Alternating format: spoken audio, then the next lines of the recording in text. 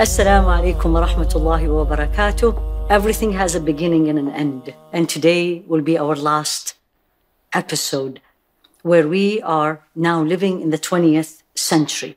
We're going to be sharing with you the life of a woman by the name of Aisha Muhammad Bintü'ş Abdurrahman. She was born in a small city on the Mediterranean in Egypt called Dimyat, 1912. Finished her primary school at home. And then she didn't continue her education till a little bit later. There was a gap where she finished high school and finished university. Many of us yet didn't know her because she is not known by the name of Aisha Bintü'ş Abdurrahman. She's actually known by Aisha Bintü'ş-Şâtî, the daughter, Aisha, the daughter of the shore, because she was born in the city on the Mediterranean. This is very common in that time, where women don't put their names public. Rather, they use a nickname.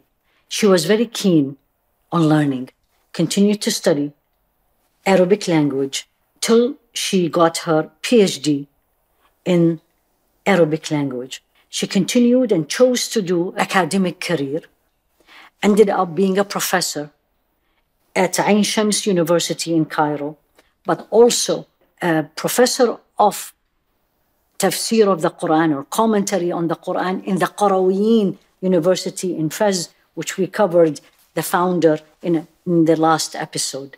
This woman was married to a man who was actually not only her husband, but was her teacher, Amin al-Khuli, who, what he wrote about her, every woman, every married woman would love to see her husband describe her as this. She is the disciple of the literary school who he belonged to and the lady of the house that he resided in. She dedicated all her writings to him, whether they are books, which she published many, or they were research papers.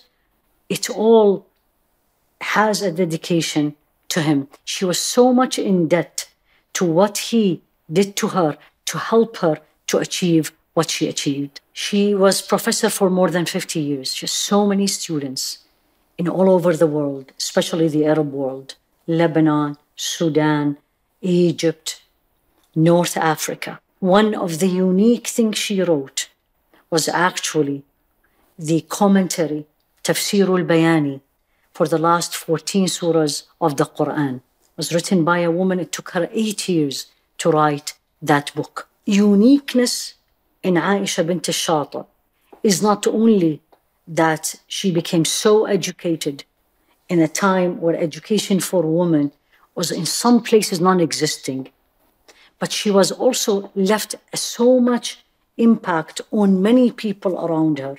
And her special uniqueness, if you want to use the word, that she always combined Islamic studies and Arabic studies. She always used Arabic language, but basically referring to the Quran or using Quranic language when she was teaching Arabic language. She was a woman of power. She loved to empower women.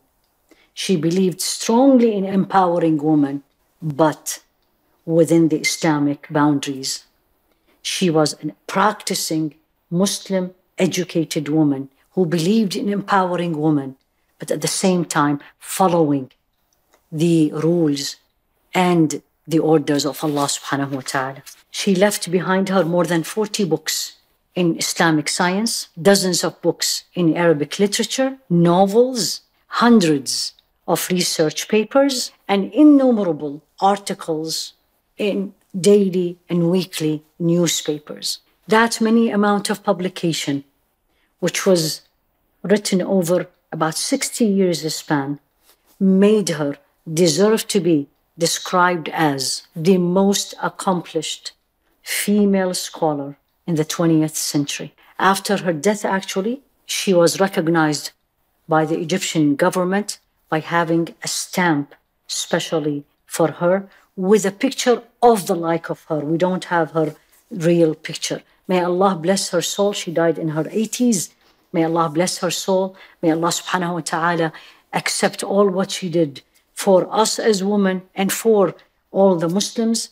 May Allah make us follow her footsteps and make us be as influential and as powerful as she was.